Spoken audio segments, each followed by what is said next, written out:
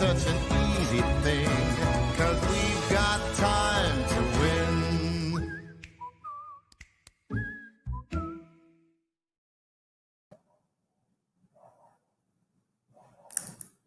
Olá, boa tarde a todos, quase boa noite, né?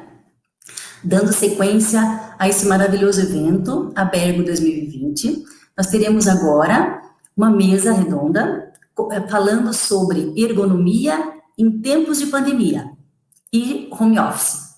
Um tema bastante polêmico, um tema bastante intrigante, inteligente, um tema muito importante que já foi discutido em outras mesas e, assim, super atual, necessário, que acredito está, então, contextualizado com uma dificuldade que estamos vivendo para fazer ergonomia, para reorganizar nossos lares, viver essa pandemia e mantermos saudáveis, produtivos, seguros e saudáveis. Estamos aqui, então, na presença do Dr. Paulo Antônio de Oliveira Barros, Dr. Bruno Chapadeiro e o professor Antônio Márcio Moreira, os quais eu vou apresentar nesse momento, e na sequência, os palestrantes vão, então, como aconteceu nas outras mesas, fazer as suas apresentações. Nós teremos, então, 10 a 15 minutinhos aproximadamente para cada apresentação, e ao final, responderemos, então, estarei aqui para direcionar as perguntas aos palestrantes e direcionando, então, para que eles possam estar respondendo e atendendo a todos que estarão nos acompanhando.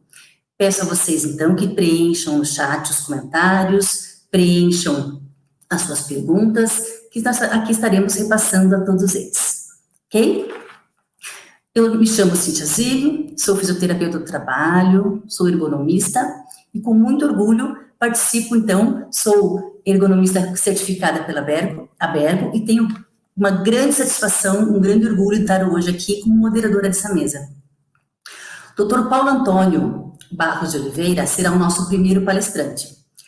Ele já foi várias vezes apresentado aqui, com certeza, mas como protocolo farei também esta apresentação.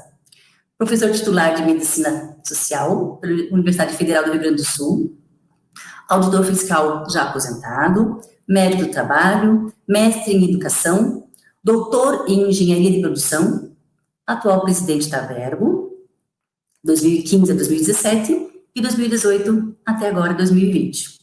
Membro da Comissão de Relações Internacionais, Institucionais, da União Latino-Americana de Ergonomia, o LAERGO, e foi diretor de Relações Internacionais da Instituição de Trabalho Seguro, 2018 a 2019.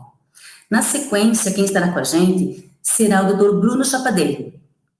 Bruno Chapadeiro Ribeiro é psicólogo, especialista em psicologia organizacional e do trabalho, mestre em ciências sociais, tem doutorado em educação, pós-doutorado em saúde coletiva, é perito judicial de saúde mental e do trabalho, e também é professor de pós-graduação pela Universidade Mediatista, isso?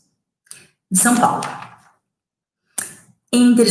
Como terceiro palestrante dessa mesa, teremos Márcio Moreira, né? Antônio Márcio Moreira, mestre em ergonomia pela Universidade Federal de Pernambuco, especialista em ergonomia pela USP, projetista industrial, diretor da Proderg, membro atual da diretoria da Abergo, membro da ABNT, para tradução das ISOs de ergonomia, consultor de empresas com experiência nacional e internacional. Então, sejam todos bem-vindos, e eu, nesse momento, passo diretamente a palavra para o doutor Paulo Antônio. Então, boa tarde, quase boa noite, né? Eu vou dividir a minha intervenção aí, meus 10 minutos, talvez 15, se bobear um pouco mais, né? Em dois aspectos. Um é um compromisso que nós temos com a International Ergonomic Association, que a gente tem um acordo com eles a respeito da tradução para o português, junto com a ABEP, né? numa atividade entre URGS e o FRJ, sob a coordenação do professor Mário Vidal, a tradução de um documento da IAA, elaborado pela Associação Japonesa de Ergonomia, sobre os 5 dicas, né, 7 dicas para o trabalho em casa, né? Diferente do home office, aquilo que um colega já falou, né? Na verdade, não é um home office, né? É homework, porque office mesmo, poucas casas viraram office, né? É uma junção de coisas nessas casas, né? Então, não sei se agora já estão assistindo, né? Consegui... Só me confirme alguém que eu consegui... Sim, já estamos ouvindo. Não, mas assim, não conseguiu ainda share screen, tá, um pouquinho. Eu tenho que... Compartilhar. Isso. Ô, Ritasca. Está no final do congresso e eu continuo me perdendo. A leveza desse congresso fez toda a diferença. Estamos errando e essa tecnologia. Isso, agora sim. Apareceu agora para vocês? É que sim. Eu não consigo ver, né? Já está... isso, melhorou? Só não está em modo apresentação, fique à vontade. Pois então, gente, que coisa séria. Mas estamos vendo. Não, mas eu estou perdendo um tempo bárbaro aqui, por causa que saco, né? Vamos lá, vamos tentar de novo. Modo apresentação. Desculpe, viu, gente? São minutos preciosos que a gente perde. Vamos lá de novo. Share screen.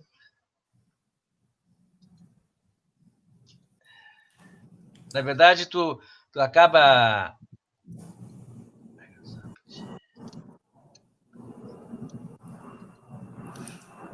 Vamos ver se agora fica. Apareceu a tela melhorzinha?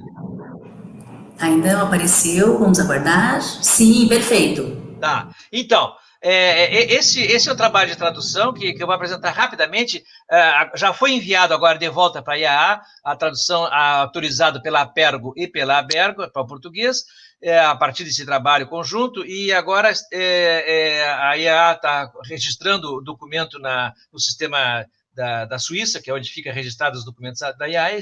Quando voltar ao Brasil, em PDF, a gente vai distribuir para a distribuição pública.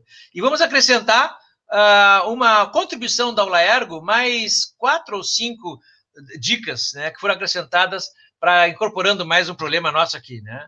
Então, vamos fazer essa apresentação, e no finalzinho, é claro, eu vou falar um pouquinho uma crítica, né, a essa questão do trabalho do homework.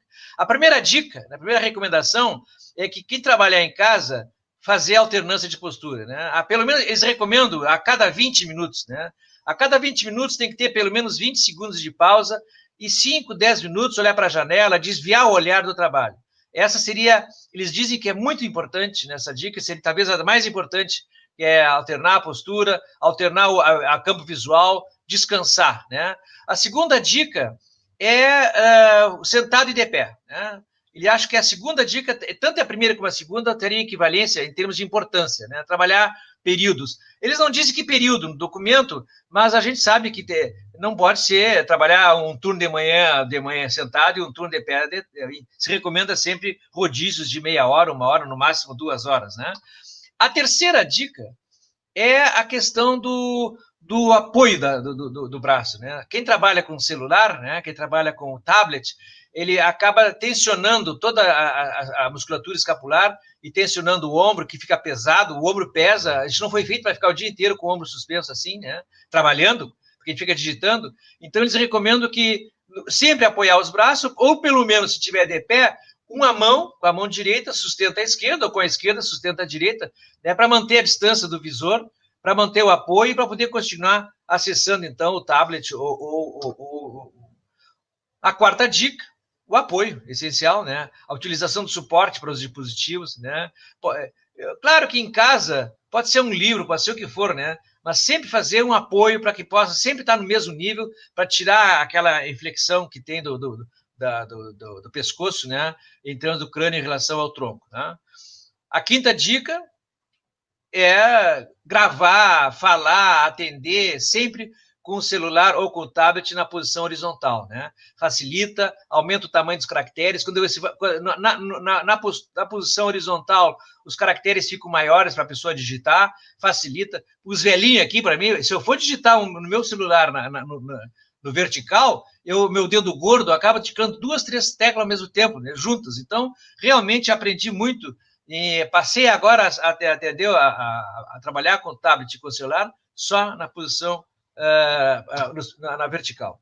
A outra coisa importante é essa sexta recomendação, que é soltar o dispositivo na mesa. Quando tu para de trabalhar, para.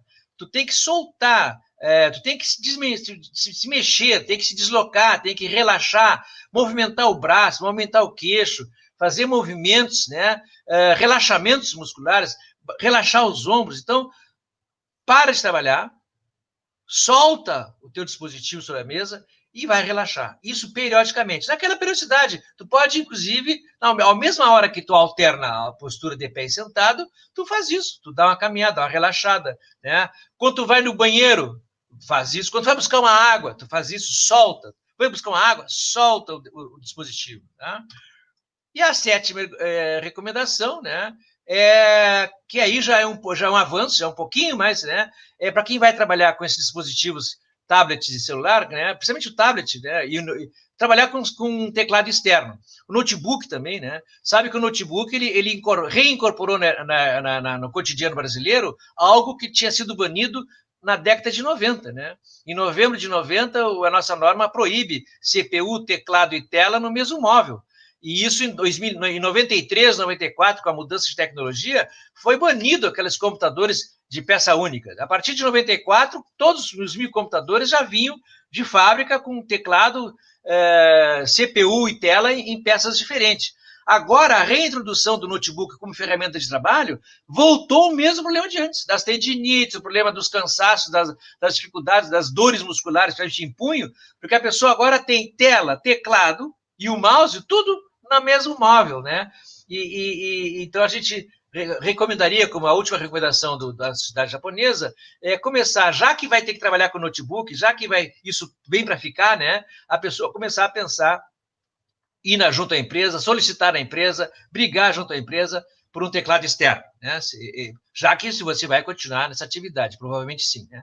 Complementando, os nossos amigos do México complementaram no documento da IA que eles receberam e traduziram para o espanhol. No documento da tradução mexicana, eles acrescentaram algumas coisas, né? Uma delas é a questão da ventilação, né? Em tempos de pandemia, nunca fazer ventilação do sentido do dispositivo para o rosto, e sim ao contrário, né? Porque o ar que vai circular ele tem que sempre se afastar do teu rosto, afastar da boca, afastar do nariz. Então, o sentido do ar tem que ser na vertical ou de trás para frente, né? Melhor, ao mesmo tempo que tu está na postura mais correta e consegue trabalhar com o olho umedecido e sem o ar trazendo os contaminantes. A questão da luz, né? Que também é uma coisa importante, isso é muito, a questão do reflexo, a questão do trabalhar de frente de luz ou muito de costa, porque tu ou tu vai ter ofuscamento ou vai ter reflexo, então a cuidar muito sempre ou em cima ou de lado, o iluminamento sempre de modo a não ter reflexo. A questão da temperatura, né? A temperatura ambiente em torno de 20 graus, 21 até 23, 24, a gente fala muito em temperatura efetiva, que seria um cálculo da temperatura ambiente com velocidade do ar e a umidade relativa, vai dar a sensação térmica, mas uma sensação térmica entre 21 e 23 graus é o ideal, né, para a pessoa ter conforto térmico, né? Veja bem, não estou falando em calor, insalubridade ou frio, estou falando em conforto térmico, né? E a questão do ruído seria a recomendação número 11, né? E a gente sabe que no trabalho, ruídos muito baixos, 63, 64, 65 Hz, já a partir daí começa a ser incômodo. Não confundir com insalubridade, é incômodo. Tanto que o ruído para, por exemplo, biblioteca é em torno de 58, 52 decibéis, né? O silêncio para quem trabalha em casa é muito complicado. A família, o filho, o cachorro, o vizinho, né? O carro que passa na frente, isso tudo são desconfortos que atrapalham, dificultam o trabalho em casa, né? Então, a gente procurar sempre, dentro das possibilidades, nós vamos ver que dessa dificuldade, é bonito falar da boca para fora, botar isso aqui acontecer lá na favela é complicado, né? E a última recomendação, a questão do tempo, né? Não se esqueça, você está na sua casa, então pare da sua tarefa, dedique, não fique 8, 10 horas trabalhando, 12 horas trabalhando, esquecendo. Você está em casa, usufrua isso, curta com seu filho, né? Fale com a mulher velha, né? Dá um tapa na velha que fica bem, né?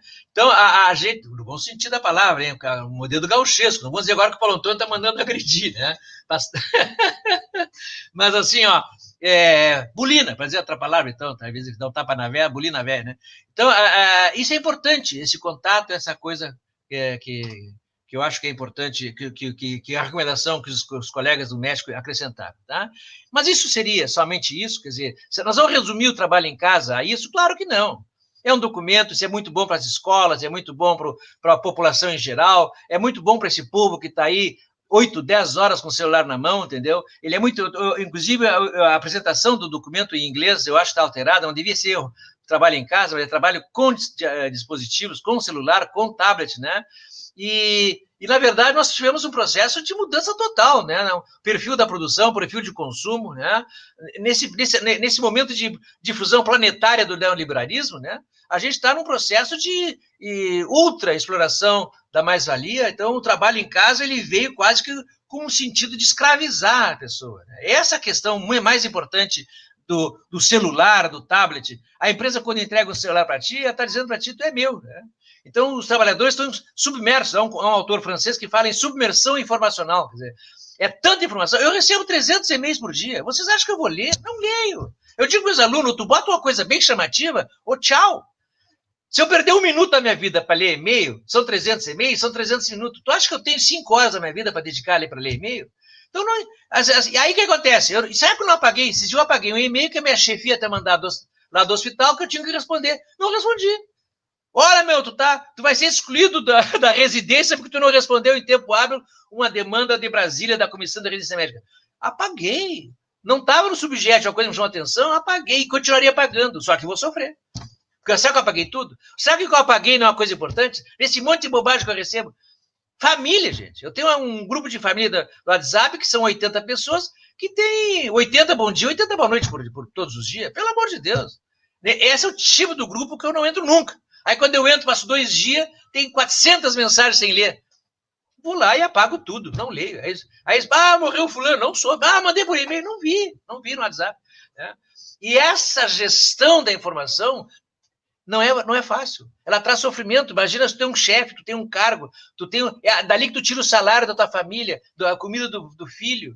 Como é que tu vai sobreviver a esse volume de informacional, né?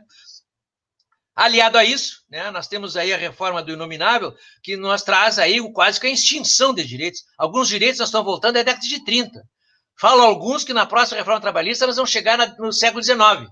Parece que vai trancar ali na abolição da escravatura. Estão pensando ainda, né? Então, nós estamos num retrocesso centenário. Leis da década de 30 estão sendo revogadas. Decretos do pré-CLT, direitos trabalhistas pré-CLT, estão sendo simplesmente revogados. As pessoas não leem, parece revogar o artigo da CLT, mas quando é que... o decreto do Getúlio regulamentou, daí o nome de consolidou leis anteriores. Quando eu anulo uma lei da CLT, eu estou anulando um decreto dos anos 30. 110, 120 anos atrás. Todo um processo civilizatório que está sendo vilipendiado, ultrapassado, roubado dos trabalhadores, né? Então, o trabalho intermitente, o que é isso, gente? A pessoa assinar um contrato e não saber se vai ter salário. A empresa contratar o cara e chamar 10 horas por semana, 10 horas por dia, 10 horas por mês. Então, essa barbárie no mundo do trabalho, que eu espero um dia a gente aprenda a votar, porque essa barbárie foi implantada por voto. A gente não pode dizer, o nominável nunca mentiu, né? Ele prometeu que se ele fosse eleito, ele ia extinguir a fiscalização, ele era contra a ciência, ele era contra o meio ambiente, nunca negou para ninguém. E alguns milhões de brasileiros votaram pedindo, eu quero isso, eu quero isso, eu quero milícia, eu quero... As pessoas pediram. Na minha casa, aqui em frente, passavam pessoas implorando a volta do exército para as ruas, né? Então, aí daí, voltou. A esperança é que daqui a 2 anos as pessoas mudem um pouquinho, né? Aprendam o que dá em votarem em pessoas assim, e aprendam e pensar que não é só ergonomia é sociedade, ergonomia é movimento social, ergonomia é condições de trabalho, isso é construção coletiva, é construção social. Não é na sala de aula que se aprende, que vai mudar essa realidade, né? E essa realidade, para terminar, é mostrar que a dimensão do risco biológico, eu me lembro, eu tive 30 anos de vigilância em saúde, risco biológico para mim era Hospital, uma clínica. Lá, de vez em quando, aparecia alguém que na faxina, na limpeza de um sanitário. Não, gente, o risco biológico veio para ficar também. Hoje ele atropelou. É um risco comunitário, né? E ele atrapalha, porque a máscara, o visor, a luva, né? o afastamento, isso quebra com os coletivos de trabalho, quebra com as trocas de informações, isso vai dificultar ao extremo o enfrentamento das disfuncionalidades e da variabilidade do trabalho, né? As mulheres que tinham dupla jornada, hoje têm tripla, quádrupla. Hoje a escola terceirizou o trabalho de ensinar o filho para casa, para a família. E quem é que está lá na família? O homem é o primeiro a sair, foi o primeiro a ser liberado. As mulheres continuam trabalhando na empresa, dentro de casa, cuidando da família e agora dando aula para os filhos, né? E essa informação veio aliada com webcam, com sistemas de controle. Eu vi esses dias um vídeo mostrando que o cara trabalhando em casa era controlado a webcam do computador dele, levava informações para a empresa sabia até o número de piscada que ele dava por hora. A empresa sabe quantas piscadas ele deu, se ele está dormindo, se ele ligou a webcam e saiu. É um controle absoluto. No trabalho e em casa, né? As pessoas trabalhando em casa sem suporte técnico, por isso que eu brinquei no início, né? Do home office, eu digo mais é homework, porque do office mesmo não chegou ainda, né? Então, tem as questões do estresse, as questões de conflitos, de desconformidades cognitivas, automedicação campeia, gente. Campeia. Entrevista, lá no ambulatório da saúde de clínicas, fala com as pessoas, a gente conversa. Nossa, quem tomava o remédio está tomando 2, quem não tomava nenhum está tomando, né? Para enfrentar esses estresses, coitadinhas, as pessoas não têm apoio nenhum. Eles foram jogados em casa. E aí se jogam para medicação, automedicação, e isso tudo vai ter consequências, terá consequências, né? Eu imagino que talvez daqui a um ano a gente comece a pensar em sair dessa pandemia, antes disso, não? O fiasco dos 7 milhões de testes guardados no armazém, escondido no armazém em São Paulo, esqueceram de comprar 14 milhões de cotonete. Quem comprou o teste esqueceu que tem que ter um cotonete. Ele achou, não, pega isso aqui e enfia no nariz com o dedo. Né? Agora, tu imagina a logística para distribuir no frio uma vacina que tem que ser guardada a menos 70 graus. Até construir a rede de frio, vai levar 1 ano ou 2, essa vacina vai poder ser aplicada na população em geral daqui a 2 anos. Vamos rezar que a vacina, essa outra mais civilizada, que é a cadeia de frio é menos 3, menos 4 graus, que aí sim o Brasil tem uma boa rede de frio para vacinas que precisem menos frio, né? A gente possa, então, nos próximos 6 meses, quem sabe, estar vacinando a população. Obrigado, desculpe me falar um pouco mais do que 10 minutos, que eu pensei, né? Mas eu queria só motivar vocês e provocar o debate, tá? Era isso que eu tinha para falar. Obrigado a todos e espero ter atendido a expectativa, tá? Muito obrigado. Excelente, doutor Paulo, obrigada. Com certeza motivou, porque o bate-papo aqui no chat estava intenso, né? Não tivemos uma pergunta direcionada, vamos fazer todas no final, com certeza, mas é muito interessante as pessoas que normalmente estariam no congresso lado a lado conversando, não deixaram de fazer isso. Estão todos aqui discutindo no chat, fazendo essa interação, é muito interessante. Até alguns comentários eu fui pegando aqui, da Lucimara, do Luiz, da Janete, do Mário Vidal, colocando no sentido de que estamos trabalhando, né? Estamos no congresso, estamos aqui, e provavelmente estamos sendo favorecidos, né, nessa situação também. Tem prós e tem contras, não temos dúvida disso, mas já chamando o próximo palestrante, eu queria deixar uma pulguinha aqui atrás da orelha. Eu sou fisioterapeuta, tá? Muitos me perguntam, Cíntia, você é fisioterapeuta, você faz massagem? E eu digo sim, também. Quando eu falava, e quando eu falo que eu sou ergonomista, falam assim, Cíntia, que legal, você é ergonomista, você mexe com cadeira, mesa, postura. Eu digo sim, também. Porque essa pandemia veio nos mostrar que não é só isso. Aliás, nunca foi só isso, né? E agora, muito mais do que isso, eu gostaria então de chamar, já para continuar, o nosso psicólogo, Bruno Chapadeiro, por favor, para dar essa sequência, essa motivação e essa né, conversa toda com o ar da psicologia agora, por favor. Obrigado, Cíntia. Boa noite a todos e todas. Me ouvem? Me veem? Tudo certo? Acho que essas são as frases mais repetidas nesse momento da pandemia, né? Você está me ouvindo? Você está me vendo? Bom, primeiramente gostaria de agradecer o convite em nome da Lucimara, do Paulo, um amigo, né? Eu estou aqui pelo segundo ano consecutivo do Congresso da Abergo. Estou muito feliz de poder estar participando. Cumprimento meus colegas de mesa, Cíntia, Márcio e Paulo. E feitas as devidas apresentações, agora que eu começo, então, né, a contar o meu tempo, novamente, é muito importante estar aqui, podendo falar para vocês um pouco se é que me cabe, né, esse olhar da psicologia para essa temática, né. Então, o que eu pensei justamente quando nós estávamos definindo as falas de cada um, é que a parte que me cabe nesse latifúndio aqui seria justamente poder falar para vocês um pouco dos impactos na saúde mental, né, de trabalhadores e os aspectos psicossociais envolvidos nessa questão do home office, né, que a gente está vivendo um momento agora único na história da humanidade, né, se a gente tiver algum paralelo que a gente possa fazer, lá em 1918, com a gripe espanhola, né, que até é muito interessante a gente notar algumas particularidades e semelhanças com aquele momento, quando, por exemplo, eu tenho lido o livro A Bailarina da Morte, das professoras Lilia Schwartz e Heloise Starling, inclusive elas estavam numa live até agora há pouco no SESC, eu estava assistindo até alguns minutos antes de estar aqui com vocês,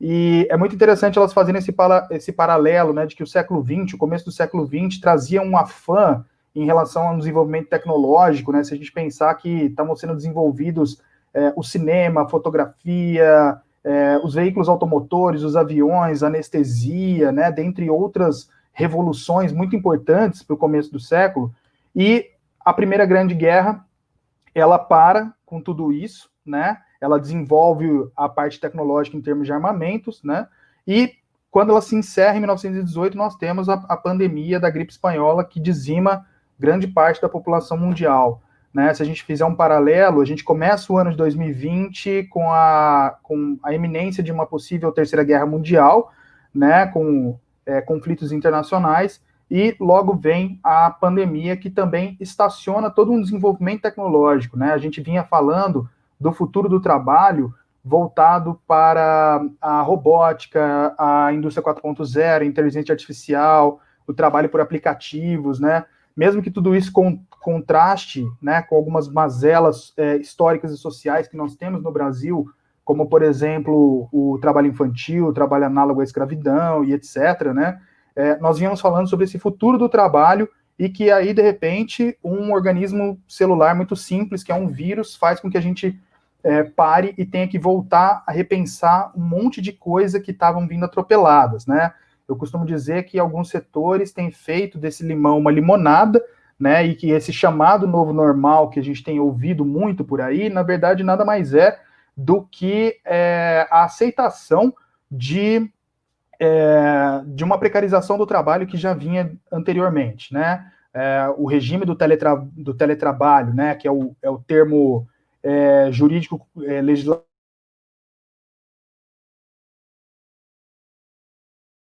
um estrangeirismo, né?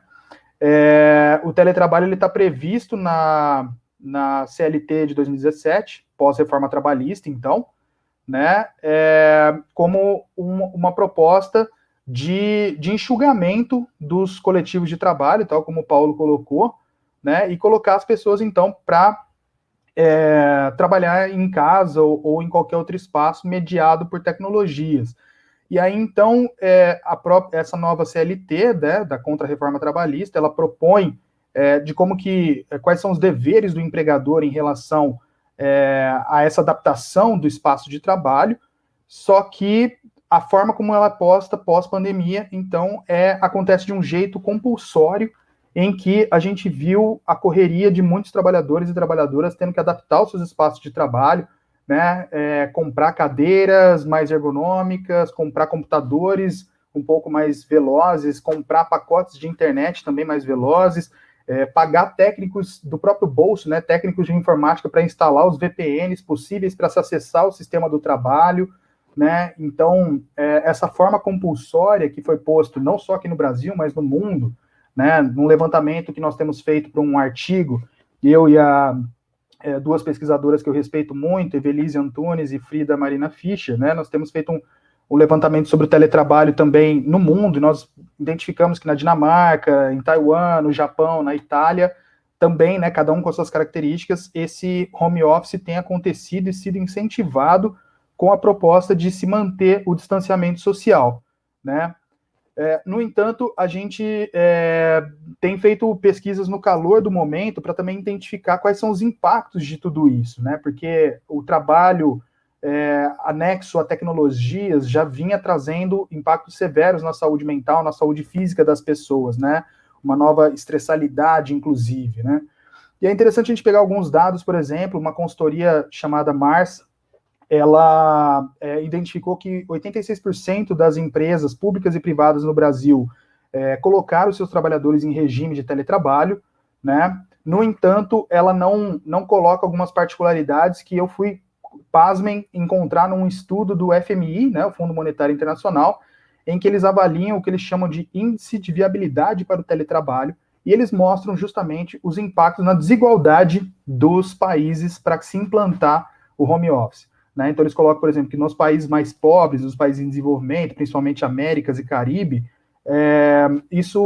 o teletrabalho ele acaba sendo uma fantasia, né? É muito difícil em termos de desigualdade social e econômica que nós temos num país como o nosso, né? Que segundo o índice de Gini, a Escola Econômica de Paris, nos coloca como o segundo país mais desigual do mundo, né? A gente só perde para o Catar, que nenhuma democracia né? Então se coloca uma impossibilidade de se fazer o home office nesses países.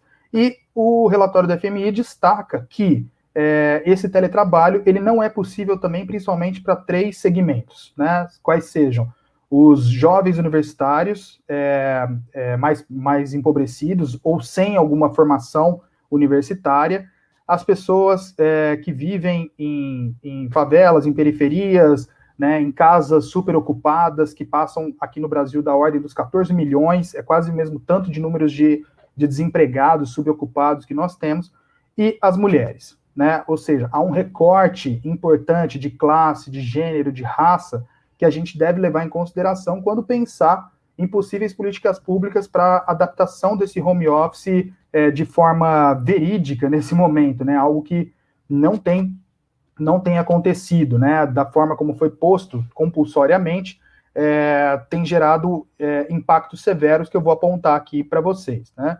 Então, um estudo do IBGE, da PNAD Covid, mostra, inclusive, que aqui no Brasil nós temos desigualdades em termos de distribuição da possibilidade de se fazer o home office, né, onde a maioria do home office está, né, a gente está falando aí da ordem de 70%, 80%, está disposto aqui na região sul, sudeste, centro-oeste, norte e nordeste tem cerca de 8% de viabilidade ao teletrabalho somente, né, e também que ele é possível principalmente para homens brancos e com pós-graduação, né? Ou seja, se ao passo que para homens brancos o teletrabalho é possível em cerca de 70%, de 60% a 70%, se não me engano, estou com a minha colinha aqui, para homens negros ele fica na faixa de 34% somente, né? Então nós temos esses recortes que são muito importantes para a gente pensar como é possível ou não realizar esse teletrabalho.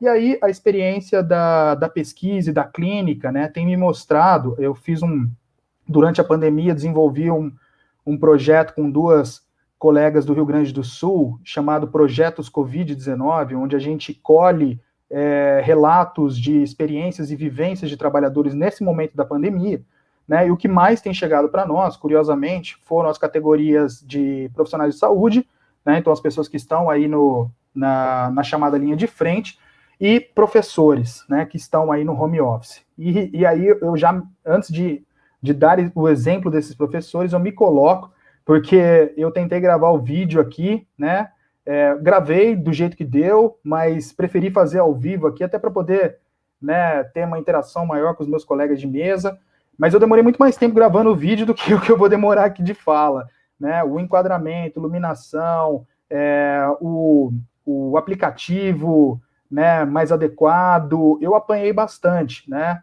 e isso para professores tem sido uma realidade, principalmente aqueles de idade mais avançada, então também temos um recorte geracional importante, né? Aqueles de idade mais avançada têm enormes dificuldades com tecnologias, né? Eu fiz pelo menos uma live por semana nessa pandemia, a convite de setores ligados a universidades, à saúde, a trabalhadores, né?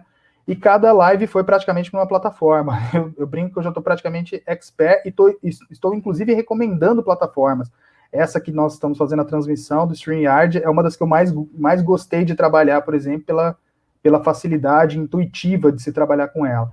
Mas, então, os relatos que têm chegado de professores para nós, né, a gente aponta que 74% de professores nessa nossa pesquisa indicam, eles relatam medos, angústias, estresse, sobrecarga, burnout, né, algo que já é epidemiologicamente mais encontrado em profissões do cuidar, né, profissionais de saúde, educação e etc., tem se crescido muito, né, esses relatos de uma sobrecarga, de uma estafa, né, há relatos de professoras, por exemplo, que repetem a sua aula no mesmo dia para poder contemplar aqueles alunos de baixa renda que não têm acesso à internet. A única forma de acessar a aula é pelo celular do pai, né, um celular pré-pago, um pai trabalhador que chega à noite, né, e cede o celular para que o aluno assista a aula e a professora repete a aula para que aquele aluno seja incluído, né? Então, é uma falácia dizer que os professores estão parados nesse momento da pandemia, que não querem retornar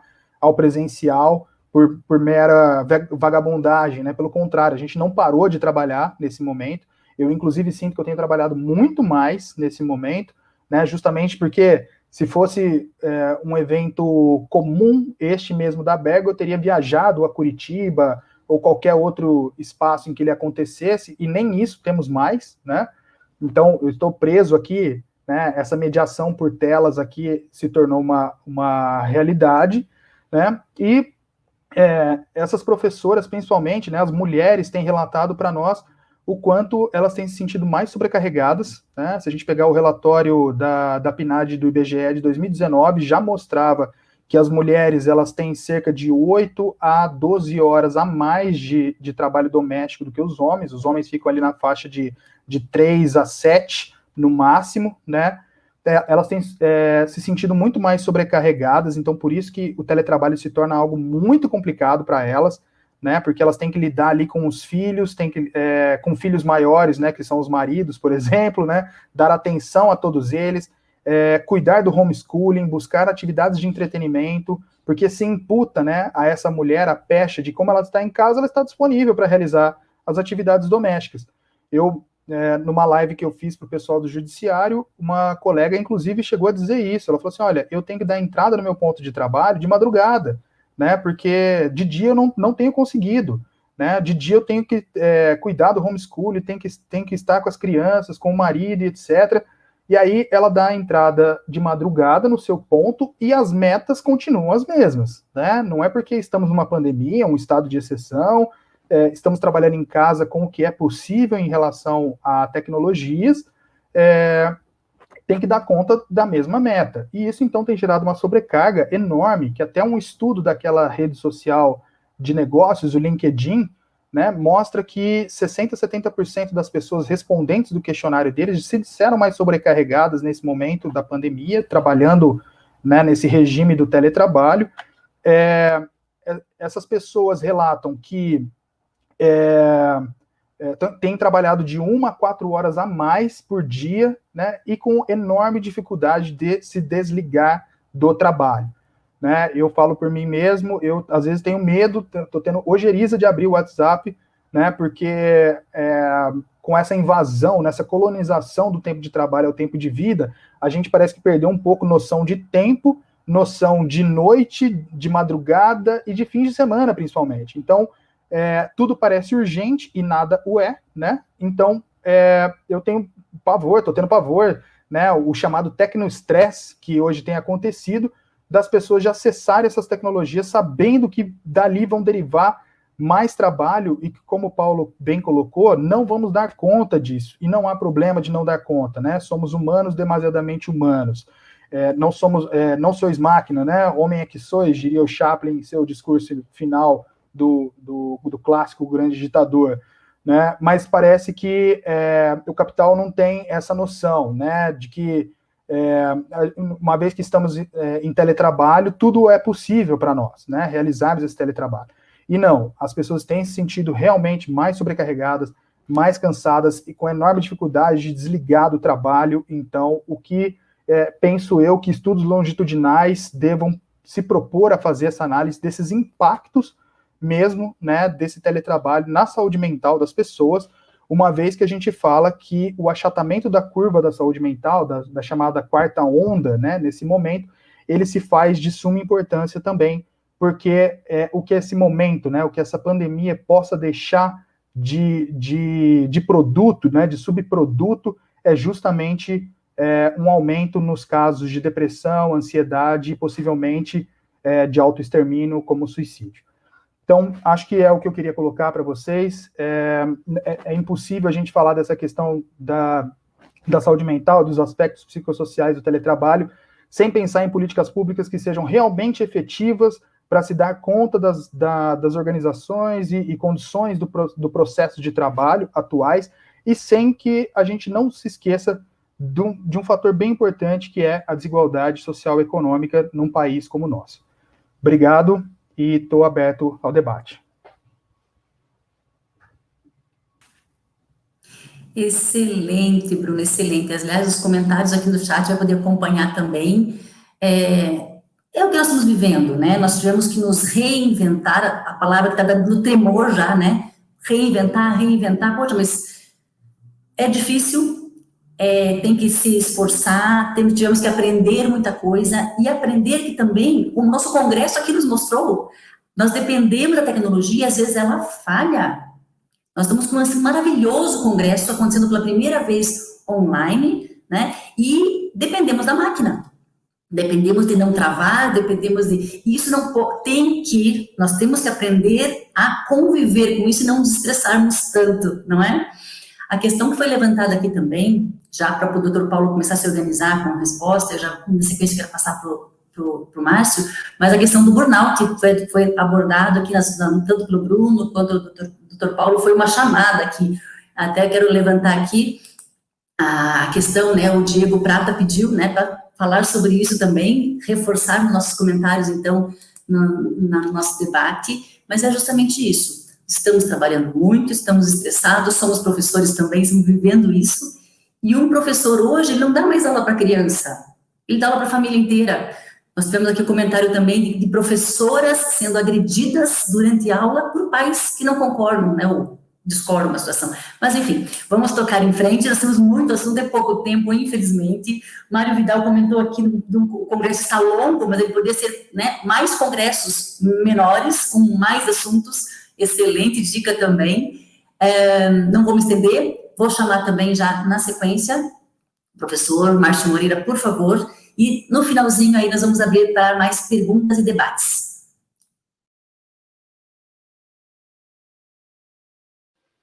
Olá, pessoal. Meu nome é Márcio e nós vamos falar um pouco mais sobre home office, mais voltado à questão biomecânica, que foi fruto de um trabalho que fizemos numa empresa de grande porte, e eu queria aqui apresentar alguns resultados.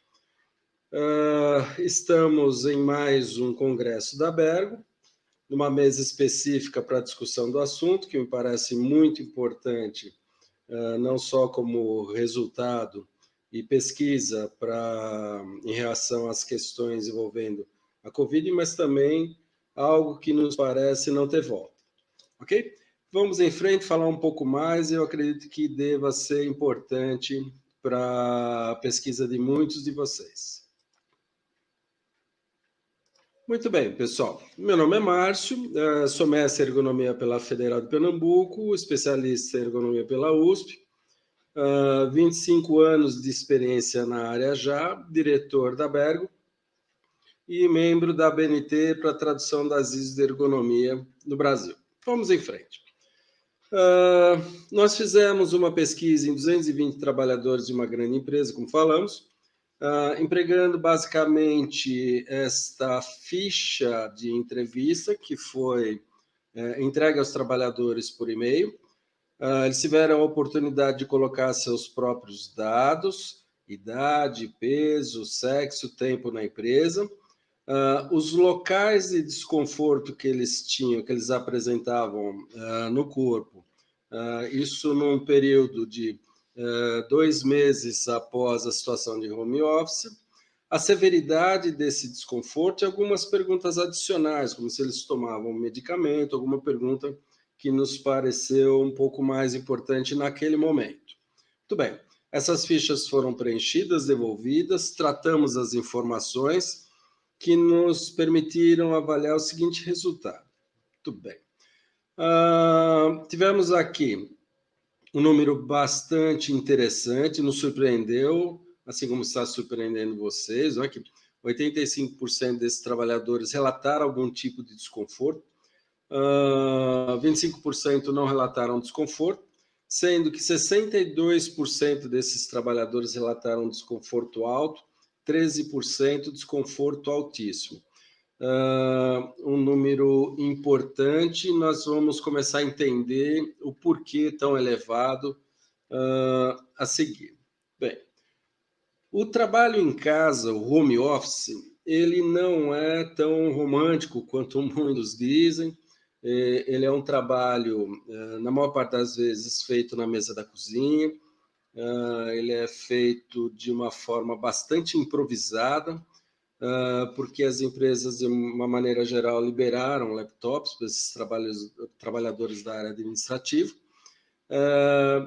E como vocês viram, na discussão dos nossos colegas, esses trabalhadores acabam, além do seu trabalho rotineiro, tomando conta dos filhos, sendo professores, dispensando as funcionárias, as empregadas. De uma forma geral, existe uma sobrecarga adicional. Bem, então, a realidade do trabalho é essa daqui, pessoal, não foge muito disso. Muito bem. E as regiões do corpo com as queixas de desconforto foram as seguintes: com maior repetição, as costas inferior, costa superior e pescoço.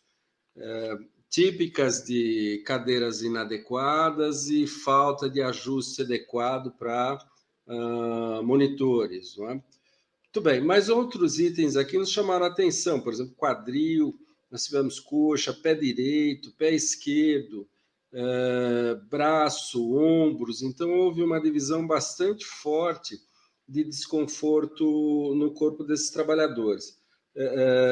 É de se esperar que as mesas hoje empregadas nas áreas de escritório sejam adequadas, mas não esperávamos que o impacto fosse tão forte em diversos segmentos corporais como o estudo demonstrou.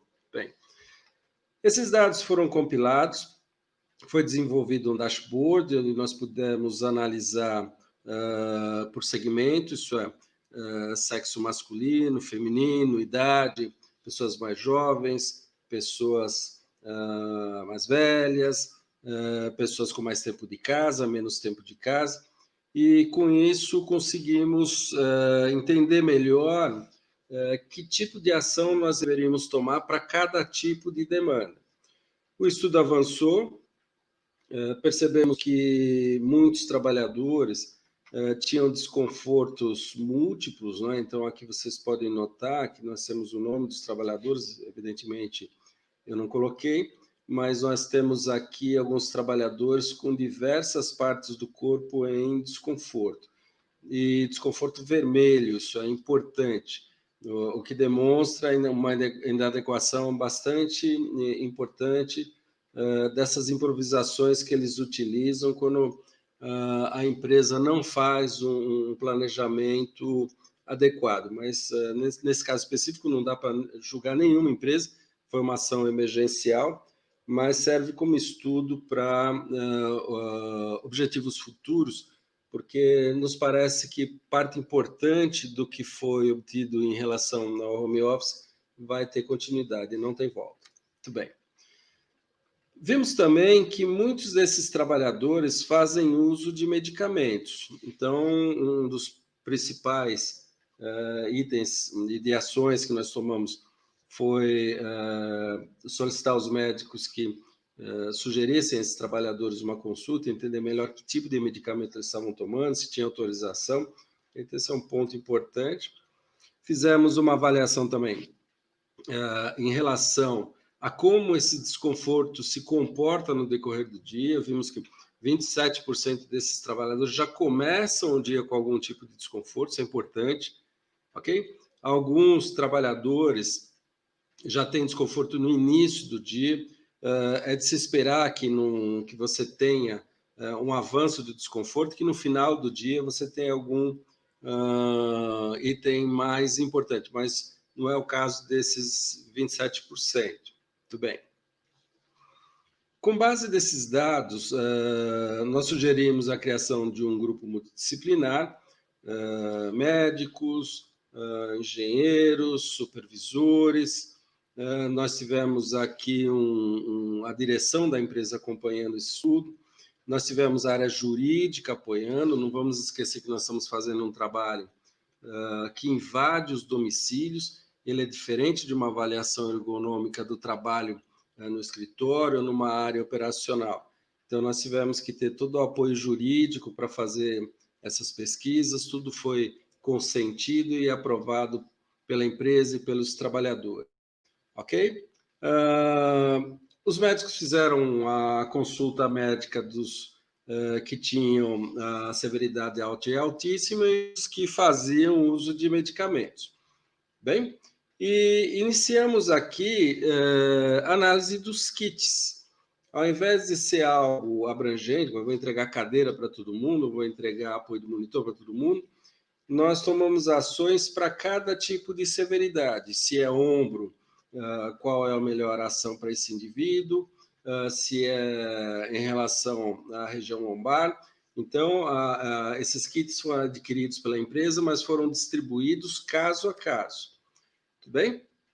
Então, como kits, não é? Cadeiras, apoio para os pés, suporte de note, suporte para note simples, teclado e mouse, suporte para teclado e mouse, aqui o restback, que é um apoio lombar, né, que você veste na cadeira, suporte para papel, mesa individual pequena para alguns trabalhadores. Não é? Então, após o atendimento de situações de alta severidade, iniciamos, primeiramente, a entrega desses kits para esses trabalhadores com maior severidade. Muito bem. Então, são esses os kits, né? Suporte de teclado e mouse, apoia-pés, monitor e notebook regulável em altura e inclinação, cadeiras, apoio para os braços, a gente chama de asinhas, né? Enfim. E o que nós vimos em relação aos resultados, o que nós obtivemos em relação aos resultados foi bastante interessante, queria conversar com vocês a respeito. Nós tínhamos no início do estudo, 62% das pessoas na situação vermelha, 23% amarela, 13% em roxo, né? Isso é muito importante. Depois das intervenções, nós fragmentamos principalmente esse vermelho para verde, 12%, que nós não tínhamos. Nós tivemos 25%, reduziu bastante os vermelhos, e tivemos o sucesso em 25% desses trabalhadores que relataram já não ter mais nenhum tipo de desconforto. Em relação aqui aos 13%, se mantiveram. Essas pessoas, elas continuam um acompanhamento médico, provavelmente existe aí algum tipo de acometimento mais importante, algum tipo de lesão que precisa de um tratamento e acompanhamento médico. Enfim, e o que nós concluímos desse estudo principalmente, né? Que o trabalho em home office apresenta alto risco para os trabalhadores no ponto de vista biomecânico. Ok?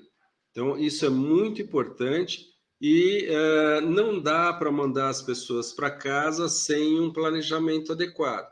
Elas vão improvisar, elas vão trabalhar no que está disponível em casa. e realmente existe, né, sobrecarga física importante. Okay? E também recomendamos que se façam estudos muito semelhantes ao que nós fizemos, uma ficha de entrevistas com identificação dos locais de desconforto. Vocês viram que são muito diversos, algumas pessoas trabalham na cama, outras pessoas na mesa da cozinha, outras pessoas compartilham o sofá, enfim. E nós precisamos entender qual o tipo de desconforto, né? Nós fizemos um segundo levantamento, nós tivemos a oportunidade de entender onde esses trabalhadores estavam operando, eles mandaram fotos, então eu não coloquei nenhuma por razões óbvias, né? Mas as condições são bastante importantes no ponto de vista de inadequação e de evidente falta de ergonomia. O fato é que as pessoas elas querem trabalhar em casa, mas não houve nenhum tipo de planejamento, né? Nós não nos preparamos a nossa vida para trabalhar em casa. Então, ele é um sonho, mas não é uma preparação. Não temos praticamente nada em casa para um trabalho de alta demanda. Okay? Então, quando você tem uma sobrecarga de uma forma bastante acentuada, né, de reuniões, de tomadas de decisão, de trato no trabalho, quando é feito numa mesa, no escritório, com iluminamento correto, com uma altura correta, com uma cadeira correta, com todos os facilities disponíveis, ok? A tua sobrecarga física é muito menor em relação ao que esses trabalhadores estão vivendo em casa. Né? De fato, importante, né, como resultado e conclusão desse trabalho, é que você precisa analisar caso a caso, né? Vocês viram que para alguns trabalhadores houve muita dificuldade, não é, de escolher o melhor produto, porque não é só liberar uma cadeira. Muitas vezes esses trabalhadores têm quinas vivas, aí você fornece uma cadeira, mas não é aquele o problema. Em outros casos, você tem um trabalhador de 2 metros de altura, ele está numa mesa baixa, então não é a cadeira que vai resolver. Então, nós recomendamos que, como base de estudo, aí, como dica, né, desse primeiro contato que nós tivemos com o home office de uma forma bastante importante nesse sentido, foi de que a análise, né, da ergonômica, vamos dizer assim, desses trabalhadores merece uma visão mais individualizada, ok? Vejo a pandemia como algo que estarteou tudo isso, não há culpa das empresas, não é? Elas tomaram, muitas delas, as ações corretas, mas nem elas e nem os trabalhadores estavam preparados para isso, ok? Segue a dica, usem uma boa ficha de entrevista. Eu acho que vocês vão avançar onde paramos, eu acho que esses estudos são muito raros e acredito que vocês devam utilizar aí com muito mais precisão. Um grande abraço e parabéns a todos vocês. Muito obrigado.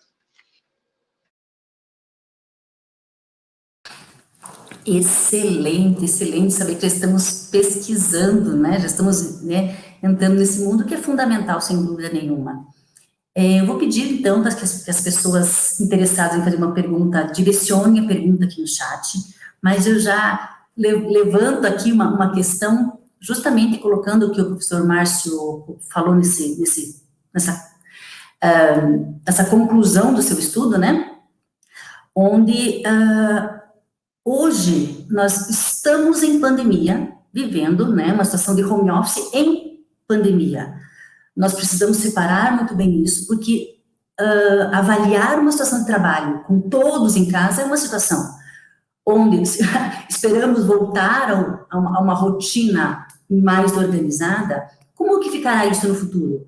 E a minha primeira questão já aqui, já levantando a ergonomia nesse contexto, eu gostaria até de agradecer as pessoas que já fizeram comentários, eu anotei aqui alguns já para comentar. elogiando já a pesquisa também do Márcio, eu colocaria uma reflexão de que nós víamos muito o trabalhador não é igual, as pessoas não são iguais, os trabalhos não são iguais, as percepções das pessoas não são iguais, e agora nós temos um contexto que as famílias não são iguais. Nós temos solteiros trabalhando em casa, nós temos pais de família trabalhando em casa, mães, como a própria, acho que a Elisandra colocou aqui, somos cozinheiras, esposas, né? A Elisandra Garcia colocou aqui. Então, há todo um contexto a ser pensado. E a minha pergunta inicial, já vou olhar o chat direitinho, eu gostaria de, já abrindo o nosso debate, eu gostaria de saber como é que, se já existe a percepção, ou se alguém já tem uma definição, ou uma formação, uma opinião formada, na verdade, em relação às avaliações ergonômicas através de teleconsultoria. E com essa pergunta, eu gostaria de abrir o debate da mesa, se existe, então, essa questão da teleconsulta já, a opinião de vocês em relação à teleconsulta, né, a teleconsultoria para uma análise ergonômica em home office. E vou deixar aberto. O professor Márcio está sem câmera, né, mas ele está presente com a gente. Então, por favor, fiquem à vontade. Eu posso começar, a grosso modo, em princípio, já foi dito na mesa anterior, já foi dito durante todo o evento, né? Não é ergonomia sem participação dos trabalhadores, sem o trabalho em campo, né? Ir a campo é essencial, né? Isso é uma verdade, isso é um fato, todas as avaliações em várias escolas de ergonomia têm batido em cima disso. Outra coisa são abordagens, tipo essa que o Márcio nos apresenta, tão bem feita, né? Que eu vou usar algumas ferramentas, inclusive da epidemiologia, vou usar ferramentas da psicologia, vou usar ferramentas de outras áreas, para me trazer informações sem as quais eu não tenho informação nenhuma. Então, não é assim, ó, pão, queijo. Uma coisa é análise ergonômica do trabalho, ponto. Não, análise ergonômica do trabalho sem o trabalho de campo não existe. Isso é uma coisa. Outra coisa é, então, ergonomista, se não for a campo, não faz nada? Não, não disse isso. Um bom ergonomista como o Márcio Moreira, ele pode, sem ir a campo, ajudar a empresa a tomar decisões, porque é uma situação contingencial, inclusive do ponto de vista legal, que até coíbe a entrada dele na casa das pessoas. Então as pessoas vão informar respondendo enquete, vão informar mandando fotos, vão informar mandando vídeos. Então, veja bem, não é que está em cima do muro, né? É que as pessoas confundem. Tem gente aí que tem gente que gosta de criar conflito, né? Uma coisa, outra coisa. Análise ergonômica do trabalho, aquela análise ergonômica, não. O ergonomista vai ficar sozinho, parado, sem fazer nada, esperando daqui a 3 anos, quando acabar a pandemia? Não. Eu, por exemplo, tenho um contrato com uma empresa, a empresa continua me mandando relatórios. Não fui mais lá, mas olha, professora, acabamos de fazer tal mudança, olha aqui, aquela mudança que o senhor falou há 3 meses atrás, implantamos agora, vê como é que ficou. Me manda um filmezinho. E eu vou retornando, eu vou estar acompanhando. Então, quando isso acabar, eu quero ir olhar. Quero entrevistar essas pessoas de novo. Mas enquanto eu não volto aqui a 3 anos para fazer a visita, não vou fazer nada? Não. Então, assim, ó, tem espaço para fazer, tem espaço para atender à distância, tem espaço para avaliar e acompanhar o serviço à distância, sim. A medicina é a mesma coisa. Eu sou médico. Eu fiz cirurgia 10 anos. Não imaginei nunca fazer uma cirurgia à distância. Hoje os caras estão inventando máquina aí com 5G, tu vai poder operar um cara em Marte, se tu tiver as interfaces corretas, né? Então, não dá para ficar parado no tempo, não dá para incorporar as tecnologias, o que nós não podemos é fazer essa incorporação a qualquer jeito. A Deus dará, às custas do conforto e da saúde das pessoas, né? Essa seria a minha abordagem, né, nessa linha, né? Eu tenho certeza que é possível fazer muita coisa à distância. Daí a dizer que o que eu estou fazendo é uma análise ergonômica, já é uma distância grande. Excelente. Posso falar um pouquinho? Posso falar um pouquinho? É o Márcio aqui. Sim. Por favor, Márcio. Então, eu primeiro queria agradecer aí a mesa, doutor Paulo, Bruno, Cíntia, né, pela oportunidade. E o que eu queria falar sobre analisar o trabalho das pessoas em casa, que foi muito romantizado por alguns, na verdade é um trabalho bem severo, né? Nós temos nas empresas uma evolução de anos de mesas, cadeiras, iluminamento, organização do trabalho. E em casa, essas pessoas estão operando na máquina de costura, elas estão trabalhando na mesa da cozinha, com criança, gato, cachorro do lado. E se as empresas têm interesse, se isso é uma tendência de trabalho futuro, e me parece que é, algum tipo de avaliação, no sentido do sofrimento dessas pessoas em casa, precisa ser feito. Eu diria que o trabalho, do ponto de vista biomecânico, não estou nem entrando na questão organizacional e cognitiva, é uma comparação de idade da pedra com uma idade moderna, porque a situação de trabalho deles em casa é muito precária, né? É laptop e só, iluminamento ruim, fora todas as outras questões aí que vocês abordaram, ok? Então, eu acho que deve-se avançar, sim, nessa discussão, se é o interesse da sociedade, das empresas, em perpetuar as questões do home office ou home work. Eu queria só terminar dizendo que muitas empresas não estão querendo, né, são muito resistentes a fazer análise desses trabalhadores em casa, porque parece que mais ou menos assim, isso não é minha culpa, né? Eu não tenho responsabilidade sobre o trabalho em casa, né? É só no meu trabalho. Isso é perigoso, viu? Isso me parece um pensamento que vai ter um efeito, pelo nosso estudo, vocês viram pessoas com desconforto muito severo em diversas partes do corpo, ok? Que já tinham sido resolvidas no trabalho nos escritórios, ok? Então, esse é o meu recado. Na mesma linha, eu não sei se o Bruno quer falar alguma coisa, só para reforçar o que o Márcio disse, né? A nossa jurisprudência é toda ela dizendo que sim, a empresa é responsável. É um princípio geral do direito que é reforçado no direito do trabalho, que quem cria o risco é responsável pelo seu controle. Tu tem um cachorro em casa, o cachorro saiu no portão e mordeu alguém, tu é o responsável. A tua calçada na frente tem um buraco e alguém quebra o pé, tu vai pagar tudo. Eu conheço um cara que perdeu na justiça, pagou internação, pagou afastamento do cara, pagou tudo, porque o cara quebrou o pé, enterrando o pé num buraco em frente à casa do cara. E a calçada da casa, por lei, é responsabilidade tua. Então, essa coisa que vale para a calçada, que vale para o cachorro, vale para o trabalho. Meu filho, o cara foi para lá e cuspindo ou foi tu que mandou ele ir? Não, fui eu que mandei. Fui eu que decidi, olha, gente, ó, tem um troço aí, parece que o tal de corona chegou, e aí, vamos...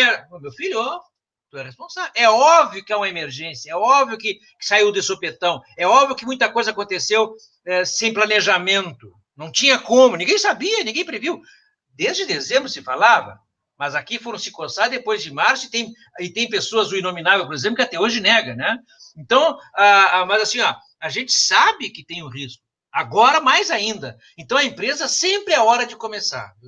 Eu acompanhei muito o Ministério do Trabalho, acompanho hoje o Ministério Público. Nenhum promotor quer fechar a empresa.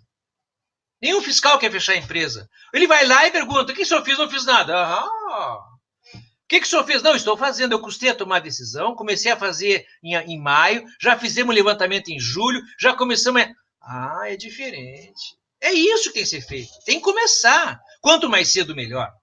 Não pode chegar daqui a 2, 3 anos, a epidemia ainda em pleno vapor, e as empresas continuam sem fazer nada. Gente, isso veio para ficar. O valor do metro quadrado na cidade mudou. Uma empresa que tinha 30, 40 pessoas trabalhando no escritório, descobriu que só 2 fazem tudo, vai alugar uma salinha menor. O valor o negócio imobiliário no país, no mundo inteiro, mudou de perfil. Se antes eu comprava um apartamento JK para morar porque eu queria ficar sozinho, hoje o cara sozinho quer 2 peças. A família que aceitava apartamento de 2 quartos quer 3, quer 4. Mudou. Os vendedores estão dizendo isso. Eu estou vendendo... Hoje um colega meu que é corretor disse que vende mais apartamento de 3 quartos do que apartamento de 1 quarto. E há um ano atrás ele vendia mais de 1 quarto do que 3 quartos. Mudou, as pessoas estão precisando... Isso é uma realidade nova. E vem para ficar. Exatamente, doutor Paulo. Vem para ficar. Seguindo essa linha de pensamento aqui, o Eduardo colocou para a gente, produtos novos estão chegando, mercado novo está aparecendo, tudo vem aí para modificar e muita coisa vai ficar, exatamente como o doutor Paulo está aqui. Eu interrompi justamente só para complementar, me perdoe. Bruno, deixei o burnout para ti, porque sabe que eu sou um zero à esquerda. Até parece. Estou sempre aprendendo com você, Paulo. Muito bom ouvi-lo falar sempre.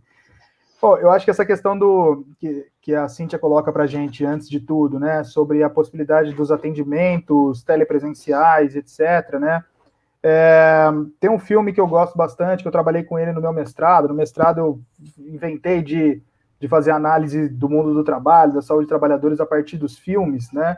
E aquele filme Amor Sem Escalas, uma tradução, né, livre aí, mas na verdade Up in the Air, alguma coisa como nos ares, né? Da gente estar um pouco perdido, estar sempre nos ares, né? Com o George Clooney, ele faz um consultor contratado para demitir pessoas naquele momento em que se estoura, né, a crise econômica de 2008, né? E ele, então, viaja demitindo pessoas. E aí é muito curioso que entre uma moça mais nova, que ela tem especialização em administração e etc., MBA naquilo outro, né? E ela propõe a demissão por Skype, né? Não se fala que é o Skype, mas é um programa parecido com isso, né? E aí ele fala para ela assim, olha, tem um jeito, tem uma forma que eu faço esse meu trabalho. Não queira me colocar essas novas tecnologias, né? E aí o chefe dele até dá uma cutucada, fala assim, então é melhor apunhalá-los pela frente do que pelas costas, né? E ele diz assim, mas tem humanidade no que eu faço. Eu olho nos olhos da pessoa quando eu vou dar a pior notícia da vida dela nos últimos anos, né? Assim, ele quer dizer que tem coisas, né? E aí eu acho que a docência, a medicina, a psicologia, né? Não há mediação por telas que seja suficiente para minimizar esses impactos em termos de saúde mental, sabe? Né? Tem alguns estudos da Universidade de Stanford, inclusive, da neuropsicologia, que falam da importância do toque, do afeto, né? Nas primeiras relações mãe-bebê, né? Imagina se a gente faz isso mediado por telas, né? A coisa da babá eletrônica já era uma coisa muito esquisita, mas ainda para uma, né, para uma segurança, etc. Mas imagina se a gente faz tudo isso a partir da babá eletrônica, né? Então, eu acho que tem algumas formas de se fazer alguns trabalhos, né, que, como o Paulo bem colocou, não é uma análise ergonômica do trabalho que vai ser possível ser feita, porque ela tem um jeito de acontecer, ela tem uma essência, né? Alguma coisa a gente vai conseguir desenvolver, claro, mas que a gente vai entender que haverão prejuízos também no processo de ensino-aprendizado, nesse contato, né? Porque a gente estuda isso, a gente sabe o quanto que a destruição dos coletivos de trabalho, colocar os trabalhadores, né, cada um sozinho nos seus espaços, tem criado todas essas patologias da solidão, né? Esse sofrimento mental, né, que já se tornam aí a segunda maior causa de afastamento no trabalho no mundo, né? Aqui no Brasil a terceira, mas levando a isso, né? Então, o burnout, que já era uma epidemia também, né? Curiosamente, algumas revistas da grande mídia, Isto É, Exame, têm colocado como matéria de capa, né, a questão do burnout, ou seja, mostra que é uma epidemia também, né? Ele vai se agravar nesse momento, né? Esse momento em que estamos em distanciamento, isolados, né, sem contato com os outros, para realizar trabalhos ou realizar qualquer outra coisa que a humanidade tenha criado, né? Afinal, a gente não quer só comida, a gente quer comida, diversão e arte, né? Tudo isso vão ter impactos severos na nossa humanidade, né? As tecnologias já têm estudos que mostram quanto que crianças que têm contato com tecnologia desde pequeno têm maiores problemas na córnea, por exemplo, coisa que só vão aparecer nas nossas gerações lá pelos 40, 50 anos, 60, as crianças já estão tendo, né? Também casos de autismo, né? De maior caso de autismo, transtorno do espectro autista, né? Em crianças também, por conta de lidar com tecnologia, ou seja, a gente se faz seres humanos pelo contato do outro, né? O Freud dizia isso, é o outro que atesta quem eu sou também, me dá legitimidade, claro, do meu papel no mundo, né? E aí esse outro sendo uma telinha, né, uma câmera, eu acho que vai mudar em muito essa nossa humanidade, e aí eu acho que casos como esse, as patologias da sobrecarga, como o burnout, vão se ampliar muito. Excelente, é isso, Emily, é isso aí. Essa questão de é uma mudança muito grande, né? Muita tecnologia já existia, muitas coisas já vinham ao nosso redor, agora nós estamos realmente mergulhados nelas, né? Muitas novas possibilidades vão acontecer, muitos transtornos, muitas situações novas a serem investigadas, desveladas, discutidas, estudadas, enfim. A questão aqui é que fica, né? Nós temos, infelizmente, pouco tempo, dá para estender isso aqui para muito, muito mais. A questão aqui é que nós temos, sim, que nos adaptar a uma situação com saúde, qualidade, segurança, produtividade e entender muito do ser humano, da organização. Eu acho que todos os comentários foram maravilhosos aqui, todo mundo contribuindo com a nossa mesa. A organização do trabalho é tudo nessa hora. A família é a nossa base, é o nosso suporte, é o nosso bem-estar. Nós não podemos simplesmente jogar isso para o alto pelo trabalho. Por outro lado, o trabalho está nos exigindo muito, horas e horas de computador, horas e horas de congresso, de WhatsApp, de e-mails, né, doutor Paulo? Mas é isso que nós temos. E cada um vai ter que se encontrar, se organizar, e infelizmente não vai ser 1h30 de conversa que a gente vai dar essa resposta a todos. Mas saber que a família é a nossa base, a organização do trabalho fala muito mais do que só biomecânica, e que novas formas de avaliação, sim, vão acontecer. Porque as empresas vão pedir.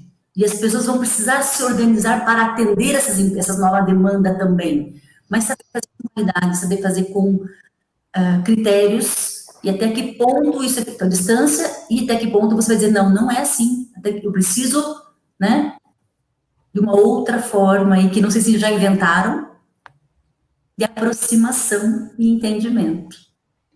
Sim, agradeço a doutora mesa. Vou deixar um espaço aqui, com certeza, para as despedidas, e no finalzinho aqui eu me despeço também.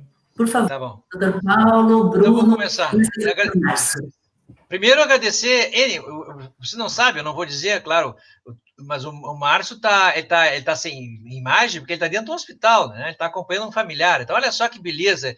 Isso não tem preço. Uma associação que tem um diretor que, com um familiar internado, acompanhando problemas graves, que não é coisa simples, e ele está lá, gravou, mandou, está presente. Uma associação que tem pessoas como essa em seu corpo diretivo, em seu corpo de associado, ela sobrevive a tudo, viu? Então, primeiro, temos que agradecer muito. O ferro incansável, no dia do aniversário, podia estar com a filha, brincando com a esposa, está lá, vai estar até às 9 horas, né? Vai jantar tarde. Então, eu queria... Vou falar um pouco disso, não um caso específico, mas vou falar nessa linha, né? De que a Bergo tem imensa dívida com todos vocês. Com vocês que estamos assistindo, né? Os 750 e poucos que se inscreveram, né? E que os associados, mais de 250 sócios se inscreveram, que era pela primeira vez o Congresso Aberto foi gratuito para os sócios, né? Então, a gente... Tudo isso não tem preço, né? Então, agradecer muito, agradecer o Bruno. Nossa, cada vez que eu encontro com o Bruno, é uma escola ambulante. O Bruno, claro, ele tem a juventude, o sangue nas veias, os hormônios ainda circulam no Bruno. Então, ele está lá, nossa, essa garra, como eu queria voltar a ter lá meus 30 poucos anos, 40 anos, ter essa energia, né? Essa capacidade de trabalho que a gente vai perdendo e vai ganhando outras coisas, viu? A gente perde umas coisas e ganha as outras, viu? Não, nosso amigo Vicente já dizia isso, né? Então, eu estou aqui para ajudar, estou aqui passando já a gestão da Bergo para a futura direção e dizer que nós estamos muito, muito agradecidos. Muito obrigado por todos, obrigado pela bondade de vocês, obrigado pela bondade de pessoas, de sócios e de diretores, como o perfil que nós temos. Aí uma associação que tem esse perfil, ela realmente tem uma sobrevida maior. Muito obrigado.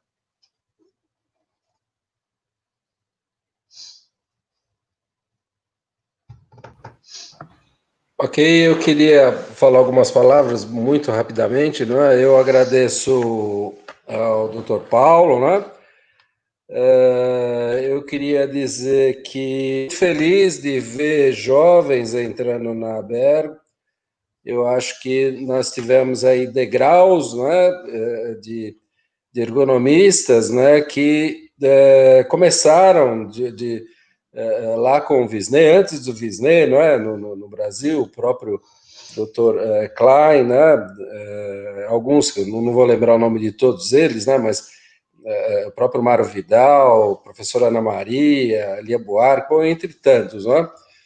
E eu acho que eu estou aí no meio do caminho e já chegando aos meus 60, né? Fico muito feliz de ver jovens aí de 30 anos que vão tocar ergonomia, né? De uma forma sempre honesta, entendendo que o trabalhador precisa do ergonomista. As empresas não têm como avaliar o trabalho sem o ergonomista, não é tão simples quanto parece, e cada vez vai ficar mais complexo. Eu fico muito feliz em ver um psicólogo, viu, Bruno? É algo que eu conversava sempre com o grupo, né? Nós precisamos de um psicólogo, né? Essa questão cognitiva vai aumentar muito, essa questão de sofrimento psíquico precisa ser melhor estudado no Brasil, né? Nós temos pesquisas fora, mas aqui dentro nós temos poucas, né? Então, a Bergo tem que participar disso, tem que estar eu não digo nem conduzindo, mas junto com os que conduzem, né? Para que a gente possa, lá na frente, ter uma ergonomia mais equilibrada. Ela já passou muito pela biomecânica, ela começou a amadurecer no organizacional e ela vai entrar forte no cognitivo. Então, a tua vinda, assim como a vinda de uma moçadinha aí, não é? A própria Cinta, o pessoal mais jovem, tenho certeza vão nos dar muito, muito orgulho lá na frente do que vai se tornar a ergonomia no Brasil. Ok? Um grande abraço a todos. Bom, eu agradeço novamente o convite em nome da Lucimara, né? Obrigado por acreditarem, né, em mim, no que eu tenho para dizer, né? De estar aqui pela segunda vez, é uma honra, um evento tão grande, uma associação que eu respeito tanto, né? Paulo, uma pessoa já muito querida, foi meu sujeito de pesquisa no doutorado e hoje, né?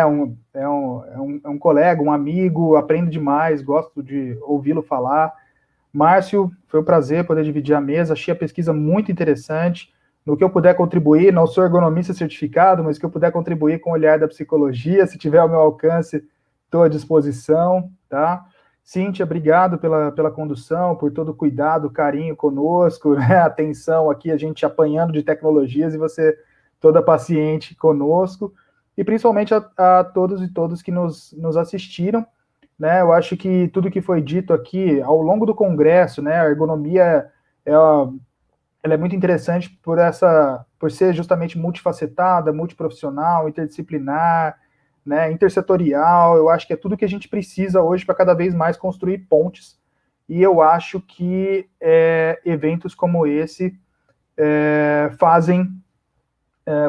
constroem essas pontes. Só um adendozinho do que eu estava falando do filme, né? Também tem uma cena muito curiosa, quando a moça, ela tá viajando bastante lá com a personagem do George Clooney, e aí ela senta no café da manhã com ele, mostra o celular e fala assim, olha que absurdo, meu noivo terminou comigo por WhatsApp, né? Que impessoal. E aí ele responde para ela assim, é quase tão cruel quanto demitir alguém por uma tela, né? Então, é curioso quanto a gente naturaliza, né, a inserção dessas tecnologias, né, na nossa vida, e, de fato, a gente esquece do tempo necessário ao lazer, à família, né, a fazer todas as outras coisas que são próprias da nossa humanidade mesmo, né? Então, que o trabalho, que esse futuro do trabalho respeite isso, né? Respeite também a importância do tempo livre, a importância do lazer, porque são nessas horas, né, eu costumo brincar com os meus alunos, foi quando Isaac Newton parou de refletir ali sobre a teoria da gravidade, sentou embaixo de uma árvore para descansar, caiu uma maçã, e ele fez talvez uma das maiores descobertas, pelo menos a história que nos contam, né, fez uma das maiores descobertas da ciência moderna, né? Então, essa importância do tempo livre, né, de estar aqui com colegas, com pessoas que a gente admira, respeita, né, para produzir ciência, para trocar, construir pontes, não vão ter tecnologias que vão ser barreiras para isso, né? Ainda quero, se possível, ver todos presencialmente, porque a gente terminaria esse momento aqui, né, Paulo, e iria tomar uma cervejinha, conversar, poxa, né? Essa parte é realmente muito importante. Agradeço mais uma vez a todos e todas. Boa noite. Eu digo para meus alunos, vão no congresso, qualquer congresso, melhor é o corredor e depois no congresso. Com certeza, com certeza. Então, finalizando a nossa mesa, muito obrigado, doutor Paulo, doutor Bruno, professor Márcio, obrigada, Abergo, pela acolhida, então, por escolher esse tema com a gente, para essa mesa, a organização do evento. Obrigada, Eduardo Ferro, obrigada, Lucimar, e todos os envolvidos, que a gente sabe que um congresso como esse não acontece, né, com pouco esforço, é muito esforço. Parabéns a todos e até um outro momento. Um grande abraço.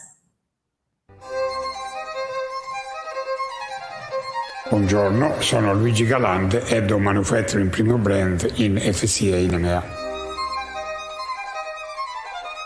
Il sistema MTM oggi è un pilastro del nostro sistema di produzione, del World Class Manufacturing.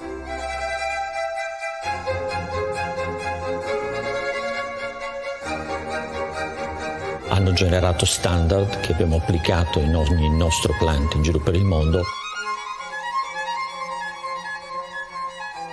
FCA, grazie all'insieme di queste pratiche, di cui MTM è una, ha raggiunto livelli di eccellenza in molti dei suoi plant in giro per il mondo. Significativamente migliorato la nostra produttività e ci ha permesso di migliorare la nostra ergonomia sulle linee e oggi posso dire con soddisfazione che sotto questo aspetto siamo fra i migliori in Europa e nel mondo.